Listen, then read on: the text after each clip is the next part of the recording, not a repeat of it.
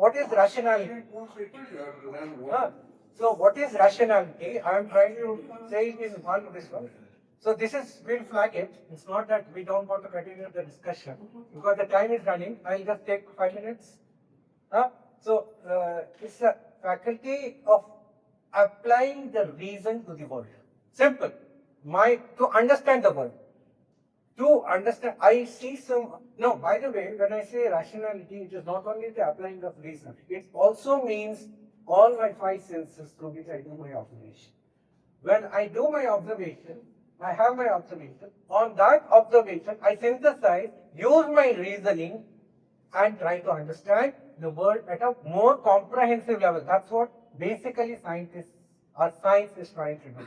When it's trying to say that you are applying reason. Now, that seems to be undermined. The problem is that seems to be undermined. But reasoning is not absolute. Reasoning is relative. Obviously, it's coming from a limited. You're saying. So therefore, to that extent, which also I will come to. It's good that these questions are coming. That science becomes tentative. Science is not dogmatic; it's tentative, and that's what the whole court decision. What I was taking Tennessee, it says about one of the points which the judge is how he makes the creation science not a science. He says that, okay? And so what we do is, come to point number 3. Now, to foster consciousness against unscientific notions, superstitions, and how do I club all these things? No, right? Unscientific notions, superstitions, fanaticism, bigotry, communalism, casteism, other than orthodoxy, etc. I will club it under irrational. I will just club it under irrational. So don't you feel instead of using unscientific, they could have said irrationality? Because unscientific doesn't seem to associate with the social. Irrational and unscientific are almost. More or less same. Based on rational thing. Or actually, you can say unscientific notion is a subset of irrational. Yes. It's a subset of irrational. And in my opinion, these social problems should go to the superset of irrationality rather than. No. I'm not about social. I'm not restricting rationality. Of course, scientific temper is one part of it. The social notions, because rationality also means at some point of time we will come to temper. When I am analyzing the word temper, we will try to see, what exactly when you are talking about as temper. So I will say that as of now, if you say that okay, fine, hold on till we come to temper when I am discussing on the issue of temper, and so we see if irrationality, these are all prevalent, then rationality is under threat. Rationality is under threat. Now, here I want to say something. When rationality is under threat, it doesn't mean that people are becoming, people whom we are claiming or saying and labeling them as irrational, you go and ask them, will they say we are irrational? They will say they are rational. So nobody wants to say that they are irrational. It is the rationalist. We are saying that you are irrational. So what is happening now is, what is irrational or what is supposed to be irrational, rationality as I characterize it as trying to comprehend or understand the world by using the faculty of reason, by making certain observations through the senses. That is the basic characterization. When I am trying to, what they are trying to say, if certain things which we would normally take to be irrational, they are bringing it under the fold of rationality. And rationality is under threat for that reason. So what is highly unscientific is trying to be portrayed as science by those people without any basis. And I will give examples of what has happened recently. And unfortunately, it is like, let me tell you, bring some old customs 5 minutes after. Just sir. So it takes someone because we started late. Don't worry, we take it to 50 go not 8 the time we see if everybody agrees. Well, 10 miles. Oh, it's no problem. So we started late today. Plus introduction was there. You lose time. Till 12:15, it's reasonable. Okay. Okay. So what I'm trying to so like what I was trying to say, some old customs, rights, and beliefs, for whatever reason, for cultural reasons, it may be there. It has come out from the past so many years. Now, those are being presented to us as scientists. Those are, say for example, I sleep. Don't sleep with your head towards front. See, we all know the superstition. I don't have to say. Sorry, what is I mean, I was also brought up in that kind of. Huh? Not. You can't, you don't sleep. And one more, I mean, there are a lot of examples, you don't sleep, this one. Efficacy of Gaumutra in curing cancer. Gobar cooling in Delhi University, the principal went and, put Gobra in this walls, so that principal of one of the colleges of Delhi University. And it was video, it was all in public. Actually, no, this I would have to disagree with you because science, I had Sri Kaveri come and talk about, I mean, he's the director of the pastors. When a man like that says that research, we are now actually doing instead of blood, I mean, apart from blood. Which one? Gobar one? Yes. That's There that I know. there is science behind Google on the Achha. walls. There is hardcore But science. how behind can you? No, being done in the Delhi University is contributed. But in the places where Gobar is usually put up, I mean, we have been to those villages. Some of us. And what about Gaumutra? Now, here's the thing. When you talk about Gaumutra, I personally know scientists in IISc campus who have ordered Gaumutra under their wife's name because they were too shy or No, that is a different thing. Yeah, I'm not getting to that's that. the thing. So what I'm coming to that is what I'm coming to say. I'm already saying that. See, why it should be, I'm just giving the example. The surprising thing is, as I said, even the scientists have the split thing. They start giving scientific meaning also. Even the scientists start giving, and symbolic. Sometimes they give symbolic meaning. Not only scientific, and this is called defending the index. It is absolutely indifferent thing. They defend it. And the scientists do it, and it's right. It is happening within IIC campus. It is happening in my campus, where I was working. Yeah. Just say one point. Yeah. After we have discussed so much, I just want to say scientific temper is about enhancing or improving our critical thinking and Exactly. reasoning. And any person who doesn't do that has not understood what scientific temper is. Be it a scientist, be it a general population, be it a Baba. Why do we have to give importance to science? Definitely, we as persons we have to question that after studying science you have to have a better idea, but we should also make it a point that scientists are not beyond the science. The inherent nature of science is that it is ever evolving. It is a dynamic. Yes. It is dynamic in nature. Yes. Yes. So even scientists can be wrong. Even followers of science can be wrong. Science itself can be wrong. But as I said, after discussing, The interpretation of science can be wrong. Yeah. Okay. Not science can be wrong.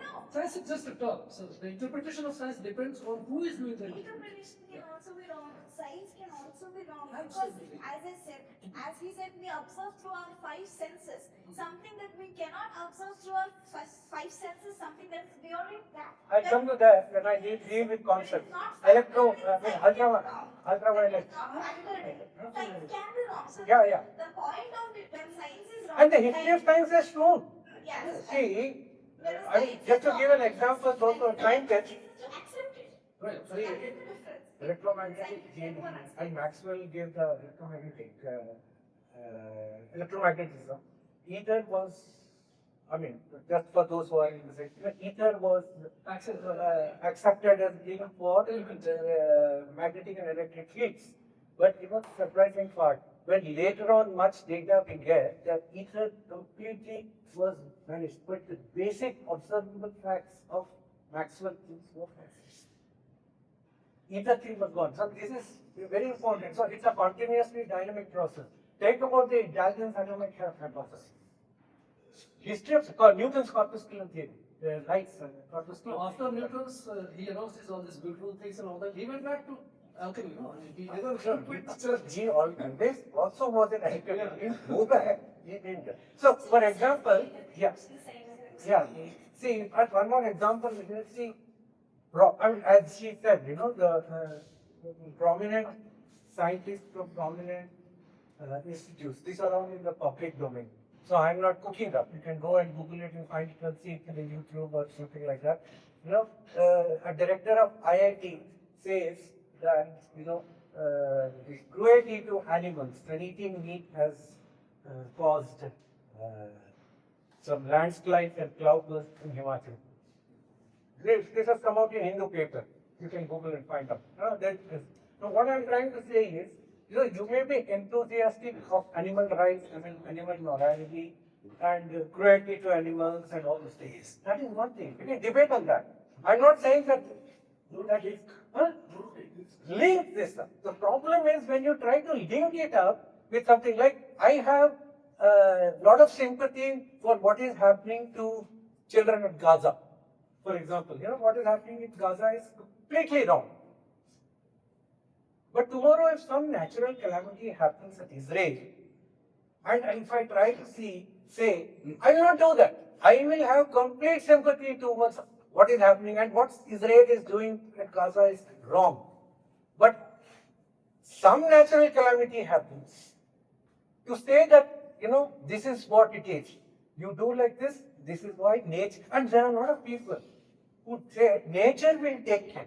Karma, nature, whatever, you know, it will take care. So these kind of things, you know, we have. So Scientists who have such beliefs, they have a dual personality. One side, they will propagate these ideas, but when they I would like a contradictory here. Each one of us is capable of this. First, we have to recognize ourselves that we are hugely capable of making momentary states, which we cannot reconcile when we are rational minded. But we are not rational creatures all the time. First of all, we have to be humble enough to accept that we are not evolved enough as much as we like to think we are. yeah, let me just and one more example is in COVID time. Taliban. I gave a lot of examples, you know, thoughts like, you know, go Corona, go. There was this slogan, as if it's a spell that drives the coronavirus away. When we cast a spell on those who have possessed some spirit, you do go, and all. So, which is khatre mein? Science khatre mein hai. Scientific thinking, critical thinking is khatre mein. So, therefore, we need, that's the conclusion is, we need organizations like this, because it is not as simple as breakthrough drinking water society. So, with something that has to happen naturally is not happening, as she said. There is something that naturally is not happening. So, we need to oppose, we in the sense that there is a sense to oppose some kind of a regressive and reactionary thinking. Now comes the question. I will say that, okay, this is what we have been doing. So, whatever we are talking about, when I said, is it natural? First of all, I am asking the same question when I have traveled this much enough. I am now asking the same question, saying that I have assumed, I have gone ahead, saying that this is common sense thinking, this is rational thinking, and now I am raising a rhetorical question again. Devil's advocate kind of a question, saying that is this the natural course of thinking in the first place? If somebody says, no, you may think it is a natural course of thinking, but this is not natural. Isn't it? So, what do we do? So, just a minute. And one example is that in medieval times, people thought that all planets revolve in circular orbits. That was common sense at that. Common sense. No, that was not common sense. That was ancient. That was Good. Aesthetic. No, it was neat. Neat way of. I mean, circles are perfect. Platon. Yeah, perfect circles. You know, circle itself was considered something perfect. So they wanted planets to go around, and everything it made easy. I mean, ellipse. I mean, you go to a common person in medieval time, ask him what is the shape of the thing. You would probably have said, Because it's perfect. everyone knows it's circular. It is perfect. That's why they said, it's the. So, here we need to ask the question. Actually, they wanted to do a lot of things to happen. So, here we might stop here. I mean, we say that it appears then that, so, what is the conclusion? Taking this point, you say, it appears then somebody has to come and say now, what is thinking? What is thinking itself? Forget critical thinking. What is thinking? How to think? What is thinking? How to think? And what is critical thinking? Now, what happens? These are philosophical questions. What is thinking? How to think? And what is critical thinking? These are philosophical questions. And therefore, my point is, therefore, we need a philosophical perspective. So, this is as far as scientific temper. I mean, a brief introduction to scientific temper is concerned. So, next time, I don't think we have much time. So, I will just stop it here for all the discussions. So, next time we will take up scientific temper, the very phrase scientific temper. Before that, what exactly temper is? Okay, what exactly temper is? From temper, what exactly is scientific temper?